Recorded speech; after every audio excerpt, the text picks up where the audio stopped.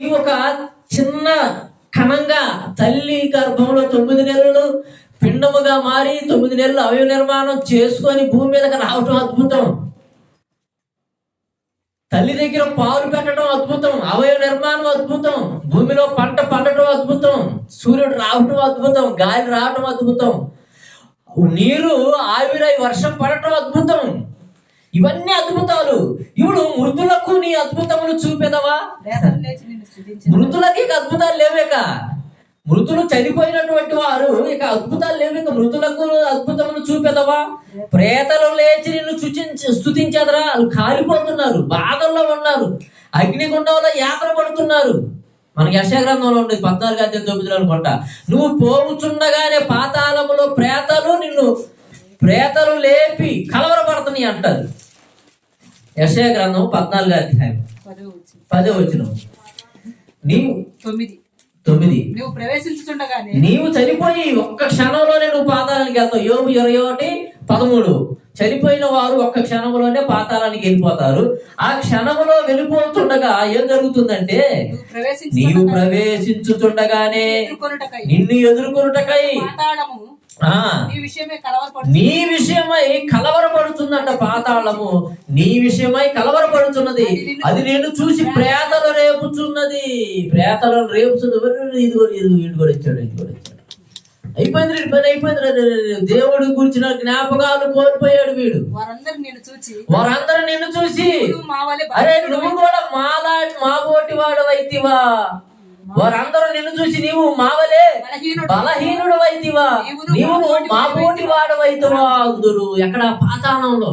అరే ఇంత వాక్యం ప్రకటిస్తబడుతుంది. అరే ఆత్మ గురించి, శరీరం గురించి, మనం బ్రతికున్నప్పుడు ఎలా బ్రతకాలి, చచ్చిపోతే ఎక్కడికి వెళ్తున్నారు, ఎంత క్లియర్ గా మీకు ఇంత బాగా భూలోకంలో ఈ విధంగా వాక్యం చెబుతున్నా గాని మృతులైన వాడికి దేవుని గురించిన జ్ఞాపకం ఉండదు అని దేవుడు చెబుతున్నా గాని మనిషి అర్థం చేసుకోవటం లేదు.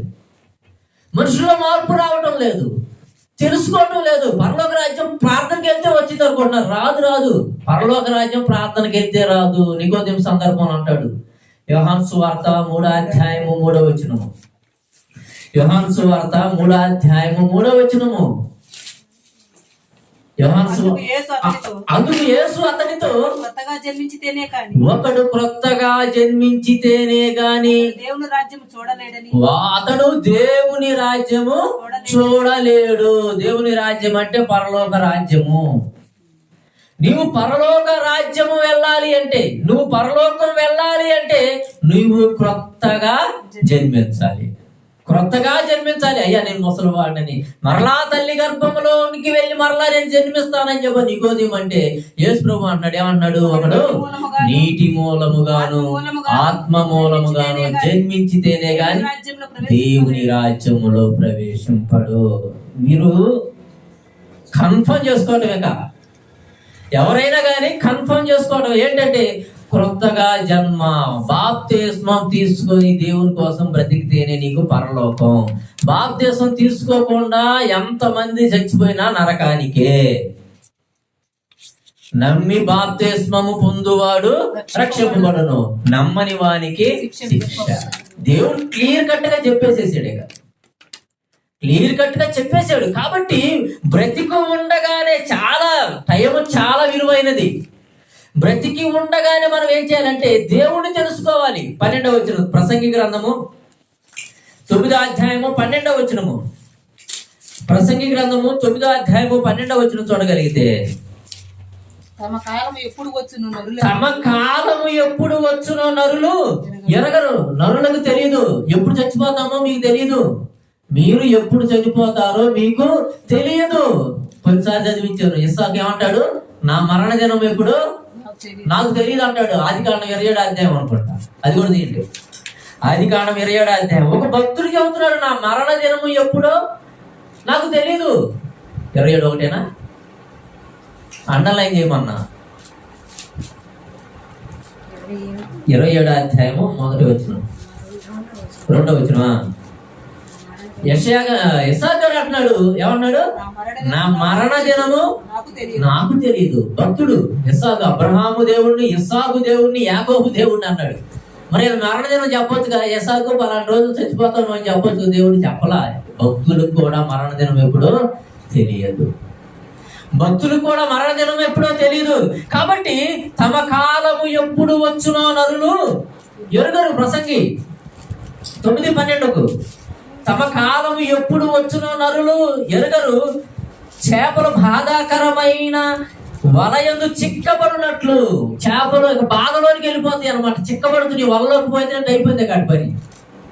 వలలో పని అంటే కాడి పని అయిపోయినట్టే. ఆ చిక్కబడినట్లు, పిట్టలు వలలో చిక్కబడినట్లు, పట్టబడినట్లు అశుభకాలమున హఠాత్తుగా తమకు చేటు కలుగునప్పుడు వారును చిక్కుబడుదురు. హఠాత్తుగా వస్తుంది మరణం.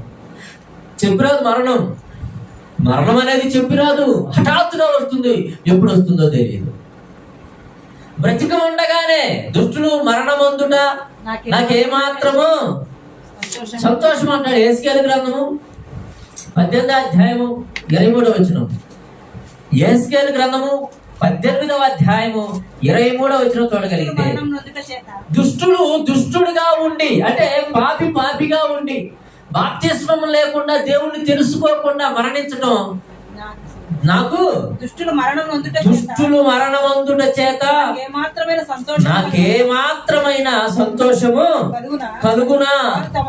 వారు తమ ప్రవర్తనను దిద్దుకొని బ్రతుకుటయే నాకు సంతోషము. సంతోషం ప్రవర్తన దిద్దుకో. అవిధేయుల ఎదురాడు ఇజ్రాయేలీల వైపు దినమెల్లా నా చేతులు చాపుతున్నాను. అయ్యా ఇకనన్నా మారండి, విధేయులుగా మారండి. ఇదిగో ఇకనా దుష్టులు కాదు, దుష్టత్వాలను మానివేయండి. దేవుని సన్నిధిలో ఉన్నాం, దేవుని కరిచేతుల్లో ఉన్నాం మనందరము. అదే యేస్కేలు గ్రంథము 18:4 మనుషులందరూ నా వశములో ఉన్నారు. తండ్రులేమి కుమారులేమి అందరూ నా వశములో ఉన్నారు. పాపము చేయువాడే వాడెవడో వాడే మరణమునందును. నువ్వు పాపం చేస్తే నువ్వే చచ్చిపోతావు, నువ్వే నరకానికి వెళ్తావు. పాపము చేయువాడెవడో వాడే మరణమందును. నువ్వు పాపమని నువ్వు గ్రహించావా, వెంటనే బాప్తిజం తీసుకో. మా ఆయన పర్మిషను, మా అత్త పర్మిషను, మా అక్క పర్మిషను ఇవి కాదు. నువ్వు పాపమని నువ్వు గడిచావంటే నువ్వే బాప్తిజం తీసుకోవాలి. లేట్ చేయకూడదు. ఇక నువ్వు లేట్ చేయకూడదు. మా ఆయన, మా అత్త, మా అమ్మ అన్నారనుకో, రేపటి దినాలు ఏమవుతుందో మీకు తెలియదు. మీ జీవనం ఏ పాటిది కోల్పోతావు. నీ రక్షణను నువ్వే కోల్పోతున్నావు. నీ రక్షణని ఎవరో ఇప్పుడు నేను రికమెండ్ చేస్తే మీరందరూ పరలోకానికి రాదు. నా రక్షణ నాదే, మీ రక్షణ మీదే. మీ రక్షణ మీదే, మీ క్రియలు మీవే. ఎవరి క్రియల చొప్పున వానికి జీతం ఇచ్చుటకు నేను వస్తున్నాను అన్నాడు. ఎవరి క్రియలు వాడియే. నువ్వు తెలుసుకున్నావు దేవుణ్ణి, లేట్ చేయమోకంటున్నా. నువ్వు దేవుణ్ణి తెలుసుకున్నావు, పరలోకం గురించి తెలుసుకున్నావు, నరకం గురించి తెలుసుకున్నావు, దేవుడి గురించి తెలుసుకున్నావు, దెయ్యం గురించి తెలుసుకున్నావు. నేను పరదేశుని యాత్రికుని నువ్వు తెలుసుకున్న వెంటనే నువ్వేం చేయాల్సిన పని ఏంటో తెలుసా? బాప్తిస్మం తీసుకోవాలి. ఒకడు నీటి మూలముగాను ఆత్మ మూలముగాను జన్మించితేనే గాని దేవుని రాజ్యమును చూడలేడు. దేవుని రాజ్యం లేదక. దేవుని రాజ్యం అనేది లేదు, పరలోకము లేదు. ఎవరికి లేదు? బాప్తిస్మం తీసుకోకుండా నీతిమంతుడు లేడు, ఒక్కడును లేడు. అందరూ పాపులే. బాప్తిస్మంతో మనం ఏమవుతున్నాం అంటే పవిత్రులుగా మార్చబడుతున్నాం. ఆ మరణం ఎప్పుడు వస్తుందో తెలీదు. చేపలు వలకు చిక్కినట్లు, పిట్టలు వలకు పట్టబడినట్టు, వలకు పట్టబడినట్టు హఠాత్తుగా వస్తుందంట మరణం. ఎలా వస్తుంది మరణం? అశుభకాలమున హఠాత్తుగా వస్తుంది మరణం. అది ఎప్పుడు ఈ మరణం ఎప్పుడు వస్తుంది మనకు? నిన్న ఒక ఆయన కార్డియాక్ అరెస్ట్ అంటే గుండె గురించినటువంటి మరి వైద్యుడు ఎన్నో ఆపరేషన్లు చేశాడు. 39 సంవత్సరాలు. ఆయనకి కూడా గుండె పోటుతో చనిపోయాడు. అనుకున్నాడు ఆయన చచ్చిపోతాడని. 39 సంవత్సరాలే కుర్రవాడు. ఎందుకు చచ్చిపోయాడంటే నిద్రలేమి, కంటి నిండా నిద్ర లేకపోయినా కానీ గుండె పోటు చచ్చిపోయాడు. జాన్సన్ గారు అలాగే చచ్చిపోయాడు. నిద్ర లేకుండా పాటలు చేస్తుండే మీటింగ్కి వెళ్ళి రావటం, కూర్చోవటం, పాటలు చేయటం, 1 గంట 1 గంట నిద్రపోవటం, మరలా పొద్దున్నే మీటింగ్కి వెళ్ళిపోవటం. నిద్ర లేమి వలనే ఆయన చనిపోయాడు. నిద్ర కంటి నిండా నిద్ర ఉండాలి. నిద్ర సగం ఆరోగ్యం. కాబట్టి అతడు నిద్రలేమి, సంపాదన, ఓవర్ డ్యూటీలు చేయడం. ఎవరు సంపాదించాడు? ఎవరు తింటున్నారు? చనిపోయిన తర్వాత ఏం జరుగుతుంది ఎవరికి తెలుస్తుంది? ప్రసంగి 6:12, ప్రసంగి గ్రంథం 6:12 నీడలాగా తమ దినములన్నీ వ్యర్థముగా గడుపుకొను మనుషుల బ్రతుకునందు ఏది వారికి క్షేమకరమైనదో ఎవరికి తెలియను. వారు చనిపోయిన తర్వాత ఏమి సంభవించిన వారితో ఎవరు చెప్పగలరు? 9:12 ప్రసంగి గ్రంథం 9:12. తమ కాలం ఎప్పుడు వచ్చిన నరులేరు, చేపలు బాధకరమైన వలయందు చిక్కుబడిన బుద్ధిహీనుడు విస్తారంగా మాట్లాడుతాడు. 10:14 ప్రసంగి 10:14. కలుగుబోవునది ఏదో మనుషులు ఎరగకుండినను బుద్ధిహీనుడు విస్తారముగా మాట్లాడుదురు. నరుడు చనిపోయిన తర్వాత ఏమి జరుగునో ఎవరు తెలియజేయును? ఎవరు తెలియజేస్తారు? ఎవరు మీకు తెలియజేసేది ఎవరు అంటే దేవుడే తెలియజేయాలి. దేవుడు చెప్పాడు. యేసుప్రభు వచ్చాడు. యేసుప్రభు వచ్చిన తర్వాత చెప్పాడు చనిపోయిన వాళ్ళు ఎక్కడికి వెళ్తున్నాడు. లాజరు ధనవంతుడి సందర్భం చెప్పేశాడు. లాజరు ధనవంతుడి సందర్భంగా చెప్పేసేసాడు. ఇదిగో చనిపోయిన వాళ్ళు పలానా చోటుకి వెళ్ళిపోతున్నారు, నీతిమంతులు పలానా చోటుకి వెళ్ళిపోతున్నారు, అనీతిమంతులు పలానా చోటుకి వెళ్తున్నారు చెప్పేశాడు. కానీ బుద్ధిహీనుడంట విస్తారముగా మాట్లాడతారంట. ఏం కాదులే, చనిపోయిన తర్వాత ఎవరు చూశారు? ఎవరు చూసేదేంటి? దేవుడు చచ్చిపోయిన తర్వాత యేసుప్రభు చచ్చిపోయాడా? వెళ్ళిపోయాడు పాతాళానికి. మరలా భూమి మీదకి వచ్చాడా? మరలా ఆయన పరలోకానికి వెళ్ళిపోయాడా? ఆయనే చెబుతున్నాడు వాక్యంగా చచ్చిపోయిన తర్వాత నరకం ఉన్నదని. ఎన్ని రెఫరెన్సులు! ఈ పనికి మాలిన దాసుని వెలుపలి చీకటిలోనికి త్రోసివేయుడు, అక్కడ ఏడుపును పండ్లు కొరుకుటయు, అక్కడ అగ్ని ఆరదు, పురుగు చావదు, నిత్యాగ్నిలోనికి త్రోసివేయుడి, నాశనమే వారి అంతము, పరలోకము, పాతాళము, నరకము, అగ్నిగుండం అని ఎన్ని వచనాలు చెప్పినా గానీ ఇంకా ఏముందో ఎవరికి తెలుసు? చచ్చిపోయినోడు ఏమవుతాడు ఎవరికి తెలుసు? ఏమవుతుంది? చచ్చిపోయినోడు నరకానికి వెళ్ళిపోతాడు. చచ్చిపోయాడా దేవుని తెలుసుకోకుండా ఒకసారి దేవుని గూర్చిన జ్ఞాపకాలు ఏమైపోతుంది? కోల్పోతున్నాడు. మరణమైన వానికి నిన్ను గూర్చిన జ్ఞాపకము లేదు. పాతాళములో ఎవరు నీకు కృతజ్ఞతాస్తుతులు అంటే భూమి మీద కృతజ్ఞతాస్తుతులు ఉన్నాయి. బ్రతికొండగా దేవుని తెలుసుకొని మనం కృతజ్ఞతాస్తుతులు చెల్లిస్తాం. నరకంలో ఇక ఏమి లేదు. కాడు కాలుతా ఉంటాడు వీడు. అమ్మో అయ్యో, అక్కడ ఏడుపు పళ్ళు కొరుటాయి. కృతజ్ఞతాస్తుతులు ఏమండి? ఇక మారు మనసుకు నీకు అవకాశం లేదు. ఇక్కడ పాతాళమందు నీకు తెలివి, వివేచన, మారు మనసుకి అవకాశం లేదక. బ్రతికి ఉండగానే నువ్వేం చేయాలో తెలుసా? దేవుని తెలుసుకో. మరణమైన వానికి నిన్ను కూర్చిన జ్ఞాపకము లేదు. 88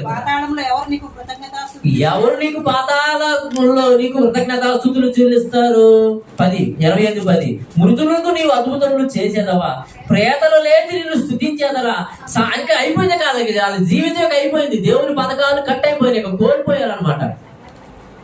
పాతాళములు మృతులు నీకు అద్భుతములు చూపెదవా, ప్రేతలు లేచి నిన్ను స్తుతించేదరా.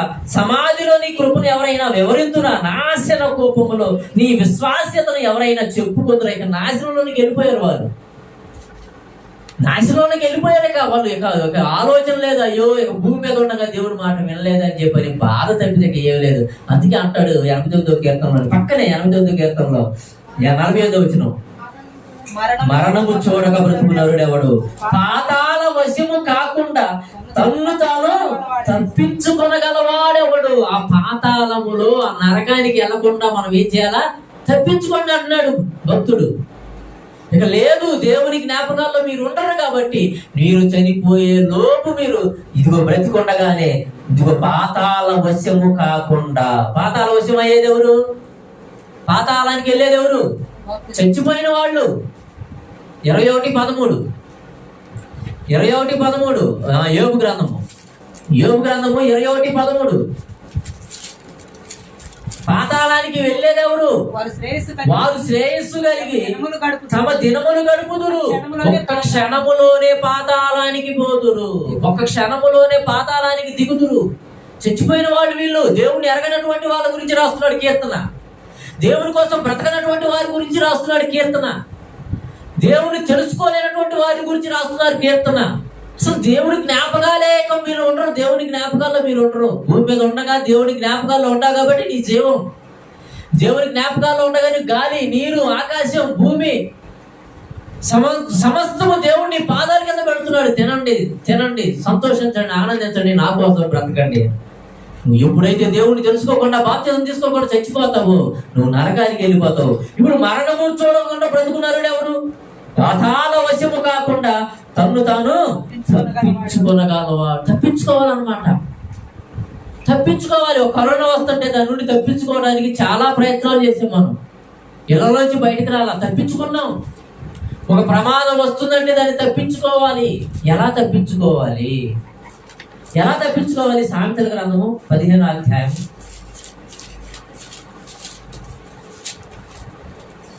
క్రిందనున్న పాతాళమును తప్పించుకోవాలని అన్నమాట. సామెతల గ్రంథం 15వ అధ్యాయము 24వ వచనం. పాతాళము వశ్యము కాకుండా తనను తాను తప్పించుకోగలవాడు ఎవడు అని దావీదు గారు అంటున్నాడు. ఇక్కడ చూడండి ఎలా తప్పించుకోవాలి చెబుతున్నాడు. క్రిందనున్న పాతాళమును తప్పించుకోవాలని బుద్ధిమంతుడు పరమునకు పోవు జీవ మార్గమున నడుచుకున్నాడు. బుద్ధిమంతుడు పరమునకు పోవు జీవ మార్గమున నడుచుకున్నాడు. తప్పించుకుంటాడు అన్నమాట బుద్ధిమంతుడు. నీకు బుద్ధి ఎలా వస్తుంది? నీకు బుద్ధి ఎలా వస్తుంది? నీకు బుద్ధి ఎలా వస్తుంది? సామెతల గ్రంథం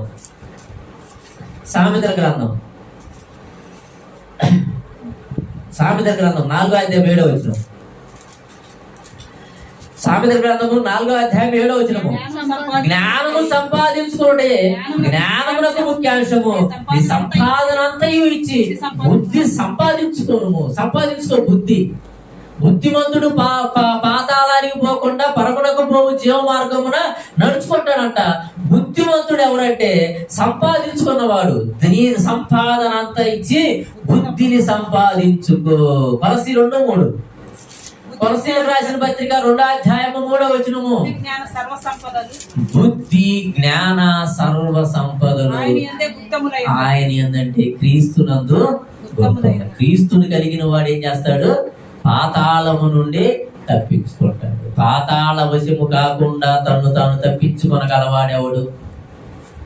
ఎవరు తప్పించుకుంటారు అన్నాడు మరలా సొలొమోను గారు. బుద్ధిమంతుడు. నీకు బుద్ధి ఆడ దొరుకుతుందంటే నువ్వు టైం పెట్టుబడి పెట్టు, నువ్వు కాలం పెట్టుబడి పెట్టు, సంపాదించుకో. నీ జ్ఞానం 66 పుస్తకాలు నీ ముందే ఉంది, నీ చేతిలో ఉంది, నీ ఇంట్లో ఉంది, ఎక్కడో లేదు. చదువు, బైబిల్ నేర్చుకో, ధ్యాని, జ్ఞానం సంపాదించుకో, టైం పెట్టుబడి పెట్టి. బుద్ధి జ్ఞాన సర్వ సంపదలు క్రీస్తునందు గుప్తములయ్యాయి. రోమీయులకు రాసిన పత్రిక. క్రీస్తునందు ఉన్న వాడికి ఏ శిక్ష విధి లేదు. 8వ వచనం, 8వ అధ్యాయం చూడండి. క్రీస్తునందు ఉన్న వారికి, క్రీస్తును ధరించుకున్న వారికి. రోమీయులకు రాసిన పత్రిక 8వ అధ్యాయము 1వ వచనము. రోమీయులకు రాసిన పత్రిక 8వ అధ్యాయము రోమీయులకు రాసిన పత్రిక 8వ అధ్యాయము 1వ వచనము. కాబట్టి ఇప్పుడు క్రీస్తు యేసునందున్న వారికి ఏ శిక్షా విధి లేదు. క్రీస్తు ఉన్నాడా? బుద్ధి సంపాదించుకున్నావా? బుద్ధి సంపాదించుకుంటే నువ్వు పాతాళంలోకి వెళ్ళినా నువ్వు కాలవు. నువ్వు పాతాళంలోకి వెళ్ళినా ఎక్కడికి వెళ్తావు? నీతిమంతుడు ఉండే చోటికి వెళ్ళిపోతావు.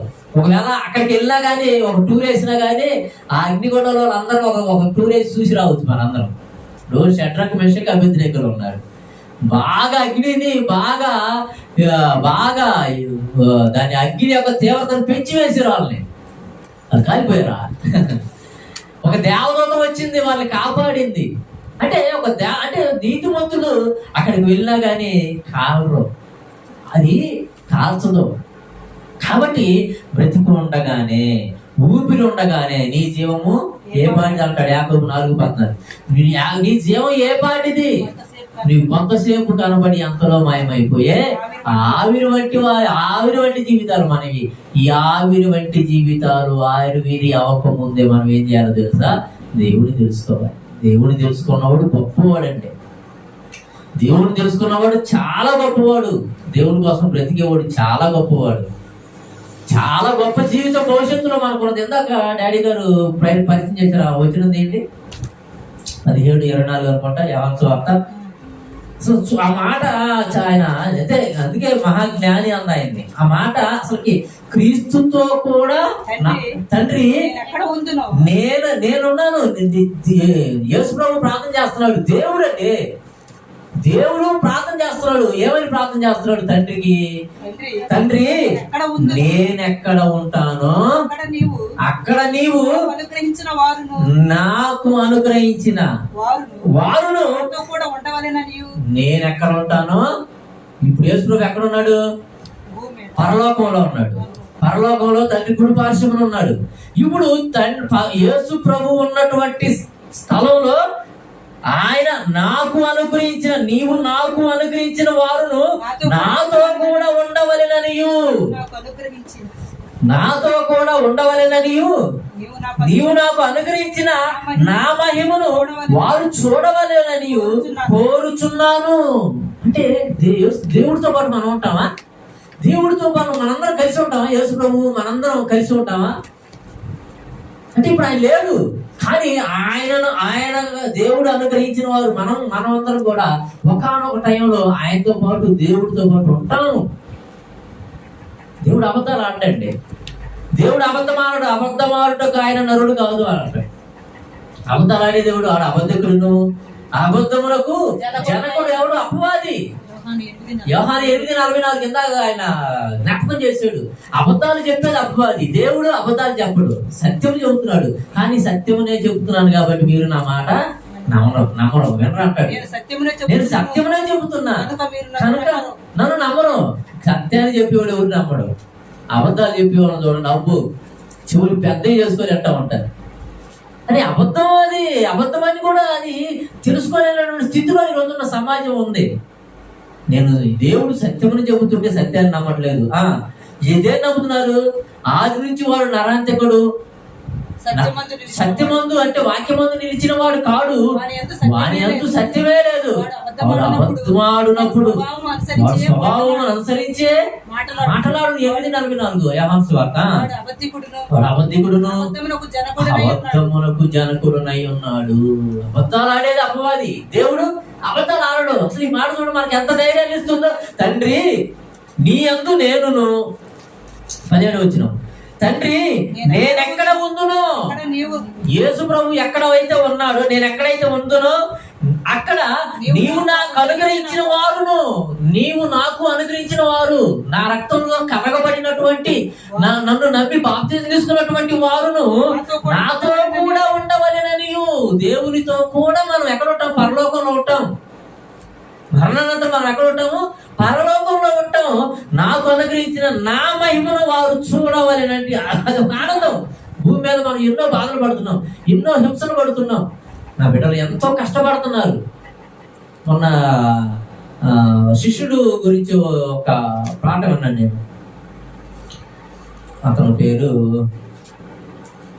భర్తలోమయ్య గురించి ఒక పాఠం నేను వింటే, ఆ భర్తలోమయ్యి ఎలా చనిపోయాడు అంటే చర్మం ప్రాణం తీయలేదంట. ప్రాణం తీయకుండా ఒంటి మీద ఉన్నటువంటి చర్మాన్ని మొత్తం తీసివేసి తలకిందులుగా సిలువేసి చంపారంట భర్తలోమయ్య. ఎంత బాధ అంత బాధపడి చచ్చిపోయారు. శిరఛేదనం అనుకో, వెనకాల ఒక కత్తి దెబ్బ వేయగానే ఈ బాధలో ఏ బాధ తెలియదు మనకి. ఒక్క క్షణంలోనే బ్రెయిన్కి వెళ్ళేటటువంటి నరాలు కట్ అయిపోతాయి. ఇక ఈ శరీరం ఎంత బాధపడినా కానీ మనకి ఏం అనిపిదు అనమాట. ఎందుకు? నరాలు కట్ అయిపోయింది కానీ. ఇటువంటి మరణాలు ఒక లెక్క, కానీ శరీరం అంతా చర్మం ఒలిసి మరి తలకిందులుగా సిలువ వేసి చంపారు అనేటటువంటి మాట చూడండి, ఎంత బాధ. శిష్యులందరూ అలాగే హతసాక్షులు అయ్యారు. వాక్యం చెబుతుంటే వారిని చంపారు. అటువంటి వారికి నాతో కూడా ఉండి నా మహిమను చూడాలి వాళ్ళు. శిష్యులు వాళ్ళందరూ ఎలా ఉండాలి? నా మహిమను, నీవు నాకు అనుకరించిన నా మహిమను వారు చూడవలనని కోరుచున్నాను. జగత్తు పునాది వేయబడక మునుపే నీవు నన్ను అంటే యేసు నమ్ముకున్నటువంటి వాళ్ళు, యేసుతో పాటు ఉన్నటువంటి వాళ్ళు చూడండి, అంటే నాతో పాటు కూడా నా వాళ్ళందరూ ఉంటాం. దేవుని నమ్ముకుంటే దేవునితో పాటు మనందరం పరలోకంలో ఆనందం, సంతోషం, యుగయుగాలు. దానికి ఎక్స్పైర్ దాన్ని ఏమంటారు? ఇన్ఫినిటీ అంటే ఇక దానికి ఇక 9 వస్తాయని అంటే 10ని 3తో భాగరిస్తే ఏమొచ్చింది? 3 వస్తా ఉంటుంది. ఇక బాగా 3 వస్తుంది. పాయింట్ తర్వాత ఎన్ని పెట్టినా ఇన్ఫినిటీ అంటారు దాన్ని. అంటే ఇక వస్తానే, అంటే ఇక దానికి అంతం లేదు. అంతము లేనటువంటి లోకానికి మనం అందరం వెళ్తాం. ఎంత గొప్ప భాగ్యం. ఈ భూమి మీద కొద్ది కాలం శ్రమ, అల్పకాల శ్రమ, అల్పకాల శ్రమ. ఈ శ్రమలు పడిదాం ఈ శ్రమలు పడి పేతురు పత్రికలో 2వ పత్రికలు అంతా ఉంటుంది. అసలు మన శ్రమ ఉంది మనందరికి. 4:20 యేసు శ్రమలు పడ్డాడు, మనము కూడా శ్రమలు పడ్డాలి. మేము శ్రమలు పడ్డాము. శ్రమలకు ప్రతిఫలము ఆత్మరక్షణ అంటాడు చూడు. 1వ అధ్యాయంలో 9లోను 6లోను 7లో నుండి చూడు. 1 పేతురు పత్రిక, మీ శ్రమలకు కలగబోవు ఆత్మరక్షణ అన్న మాట ఉంటుంది. 1 పేతురు 6-7 వచనాల్లో, 1వ అధ్యాయం 6-7 వచనాలు. పేతురు రాసిన 1 పత్రిక 6-7 కానీ 8-9 కానీ 8-9.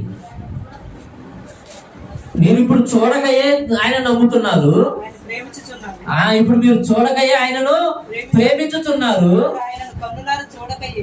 కనుక ఆయనను ఇప్పుడు ఆయనను కన్నులారా చూడకయే విశ్వసించుచు మీ విశ్వాసమునకు ఫలము అనగా ఆత్మరక్షణను పొందొచ్చు. ఆత్మను రక్షించుకున్నవాడే గొప్పవాడు. ఎవరి ఆత్మను అదే రక్షించుకోవాలి. నీ ఆత్మ విశ్వాస బలం ఏంటి? ఆ ఆత్మరక్షణను పొందుచు శక్పన సఖ్యము కాని మహిమాయుక్తమైన సంతోషము గలవారై ఆనందించుచున్నారు. అంటే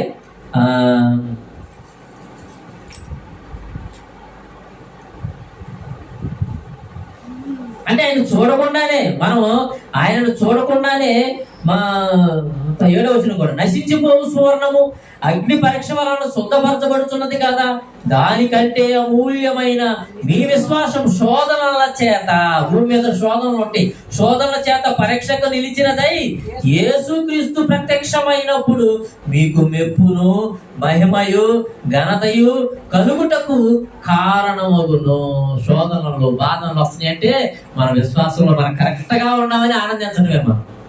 మనకి బాధలు వస్తున్నాయి అంటే, శోధనలు వస్తున్నాయి అంటే, అబ్బాయా నా విశ్వాస జీవితం నేను కరెక్ట్ గా ఉన్నాను, అందుకే నాకు ఈ బాధలు అని మనం ఆనందించాలన్నమాట. దేవుని యొక్క ఆధీనంలో ఉన్నాం, దేవుని యొక్క ఆలోచనలో ఉన్నాం, మనందరం దేవుని యొక్క జ్ఞాపకాల్లో మనం ఉన్నాం. నేటి అని జ్ఞాపకాలు ఎవరికి దూరంగా అవుతాయి అంటే, మరణమైన వానికి నిన్ను గూర్చిన జ్ఞాపకం. దేవుడి జ్ఞాపకాలు పోతేగా యుగ యుగాలు ఆత్మ అగ్నిలో అల్లాడుచూ ఉండవలసిందే. బాప్తిసం తీసుకొని దేవుడి కోసం బ్రతుకుతారు, బాప్తిసం తీసుకోకుండా దేవుడి కోసం బ్రతకకుండా యుగ యుగాలు నరకంలో యాతన పడతారు. ఇదంతా సమాజానికి మనము వారి ముందే ఉంచుదాం. జీవము మరణము మీ ఎదుటే ఉన్నది, కోరుకోండి. జీవాన్ని కోరుకుంటారా, మరణాన్ని కోరుకుంటారా? మేలు కీడు మీ ఎదుటే ఉంది, కీడు కోరుకుంటారా, మేలు కోరుకుంటారా? అది ఛాయిస్ దేవుడు మనకే ఇచ్చాడు, పరీక్ష మనకే ఇచ్చాడు. కాబట్టి మంచి మార్గాన్ని ఎంచుకునేటటువంటి వారికి మనందరం ఉండాలని ప్రేమపూర్వక కోరుకుంటూ నా మాట ముగిస్తున్నాను. అందరికీ వందనాలు. ప్రార్థన చేసుకున్నాను. పరిశుద్ధుడా, ప్రేమ కలుగు తండ్రి, దేవా నీకే వందనములు, స్తుతులు. ఇది నానా ఈ సమయంలో కొద్దిమంది కూడుకొని తండ్రి, మీరు మా కోసం రాసిచ్చినటువంటి ఎన్నో అమూల్యమైన మాటలు తండ్రి మేము ధ్యానించున్నాం. మరణమైన వానికి తండ్రి, మిమ్మల్ని ఎరగక తండ్రి మరణించినటువంటి వారికి తండ్రి మిమ్మల్ని గూర్చిన జ్ఞాపకం ఇక లేదు. పాతాళంలో తండ్రి కృతజ్ఞతాస్తుతులు లేవు అని తండ్రి కీర్తనకారుడు తండ్రి ఎంతో లోతుగా ఆలోచించి తండ్రి, మరణిస్తే దేవుడి నుంచి వచ్చేటటువంటి ఇవన్నిటిని మేము కోల్పోతామని భారంగా రాసినటువంటి పాటలు తండ్రి మేము ధ్యానం చేసి ఉన్నాం తండ్రి. బ్రతికుండగానే మిమ్మల్ని ఎరిగి, మీ చిత్తం ఎరిగి తండ్రి, మీ ఆలోచనలు ఎరిగి తండ్రి మా మనసులు మార్చుకొని మా బ్రతుకులో దిద్దుకుంటూ తండ్రి మీకు అవిధేయులుగా తండ్రి కాక తండ్రి మీకు విధేయులుగా తండ్రి మీరు చాచినటువంటి చేతుల కిందకు వచ్చేటటువంటి వారిగా మేమందరం ఉండేలాగా సహాయం చేయండి తండ్రి. కొంత విస్తారంగా ఉంది, పోయి వారు కొద్దిమందే ఉన్నారు తండ్రి. సత్యవాక్యాన్ని తండ్రి ప్రకటిస్తున్నాం, జ్ఞాపకం చేసుకోండి. మా యొక్క ప్రయాసాన్ని జ్ఞాపకం చేసుకోండి తండ్రి. అనేకులు ఈ మాటలు విని మారు మనసు పొంది తండ్రి నీకు ఇష్టలుగా బ్రతికే గొప్ప అవకాశం నీ బిడ్డలందరికీ దయచేయండి తండ్రి. వచ్చిన ప్రతి బిడ్డను దీవించండి.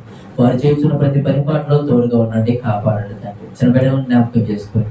వారి చదువుల్లో తోడుగా ఉండండి, వారి ప్రయాణాల్లో తోడుగా ఉండండి, కాపాడండి తండ్రి. తండ్రి వారి దూర ప్రాంతంలో చదువు నిమిత్తమైన నీ బిడ్డల విషయం జ్ఞాపకం చేసుకోండి తండ్రి. తండ్రి శ్యామల, అమృత, నందు, శృతి తండ్రి, సోను నీ బిడ్డలను జ్ఞాపకం చేసుకోండి తండ్రి. ఎవరి ప్రయాణంలో ఉన్న నీ బిడ్డలు తండ్రి ఇదిగో తండ్రి మీ పనిలో అర్హమైనటువంటి పాత్రలుగా తండ్రి మీరే వాడుకోండి తండ్రి. నీ బిడ్డలకు తండ్రి చెడు తలంపులు, చెడు ఆలోచనలు తండ్రి రాక ఇదిగో భూమి మీద తండ్రి మిమ్మల్ని మహింపరిచే మీ బిడ్డలుగా ఎదుగులాగా సహాయం చేయండి తండ్రి. మీ పనిలో అర్హమైనటువంటి పాత్రలుగా తండ్రి మీ బిడ్డలను వాడుకోండి తండ్రి. కూర్చొని ప్రతి బిడ్డను దీవించండి తండ్రి. మరి వారికి ఎటువంటి అవసరతలు అయితే ఉన్నాయో తండ్రి, హృదయ రహస్యాలు ఎరిగినటువంటి దేవుడు తండ్రి, ఈ చిత్త ప్రకారం నీ బిడ్డలకు దయచేయండి తండ్రి. మారు మనసు లేని పనులు లేదు తండ్రి, నీ బిడ్డలకు తండ్రి ఇదిగో మీ చిత్తం అయితే తండ్రి మారు మనసు దయచేయండి తండ్రి. ఇంకా మమ్మల్ని అందరైతే ప్రార్థించమని అడిగారు వారందరి గురించి ప్రార్థిస్తున్నాం, జ్ఞాపకం చేసుకుంటారు. మీ చిత్తం అయితే నీ బిడ్డలకు సహాయం చేయండి తండ్రి. మందిర నిర్మాణం చేయాలనే ఆలోచన కలిగి ఉన్నాం, జ్ఞాపకం చేసుకుంటారు. భవిష్యత్తులో విలువైన నీ మాటలు తండ్రి, సత్యవాక్యం తండ్రి ప్రకటించబడాలి తండ్రి. అనేకుల యొక్క మార్గంలోనికి రావాలి, అనేకులు సత్యవంతులు జ్ఞానవంతులుగా తండ్రి మేము తయారు చేయాలి, అనుభవంతులుగా తయారు చేయాలనే ఆలోచన కలిగి ఉన్నాం తండ్రి. ఆ పని మీది కాబట్టి తండ్రి మీరే తండ్రి ఆ పనికి కావాల్సినటువంటి సహాయం మీరే దయచేయండి తండ్రి. మా ఆలోచనలన్నింటినీ తండ్రి మీరే సఫలం చేయండి తండ్రి. ఇంకా తండ్రి మరి ఈ యొక్క మందిర నిమిత్తం సహాయం చేసిన నీ బిడ్డలను జ్ఞాపకం చేసుకోండి. జానేష్ కుటుంబాన్ని జ్ఞాపకం చేసుకోండి, జేమ్స్ కుటుంబాన్ని జ్ఞాపకం చేసుకోండి. నీ బిడ్డలకు సహాయం చేసిన వారు ఎందరో తండ్రి నీ బిడ్డలను జ్ఞాపకం చేసుకోండి తండ్రి. మా యొక్క మేము ఎరగకపోయినా మీ పని అని తండ్రి ముందుకు వచ్చి సహాయం చేసిన నీ బిడ్డలను జ్ఞాపకం చేసుకోండి. వారి కుటుంబాలను జ్ఞాపకం చేసుకోండి. వారు చేస్తున్న ప్రతి పని పాటలను తోడుగా ఉండి కాపాడమంటారు తండ్రి. మీ చిత్తమైతే మేము బ్రతికుంటే మరొక దినాన మరొక సమయాన తండ్రి ఈ విధంగా కూరుకొని మీ మాటలోని మహాజ్ఞానాన్ని ధ్యానించే గొప్ప అవకాశం మీరు మాకు దయచేయండి. యేసు నామములో ఈ ప్రార్థన అడుగుతున్నాను మా కన్న తండ్రి, ఆమేన్.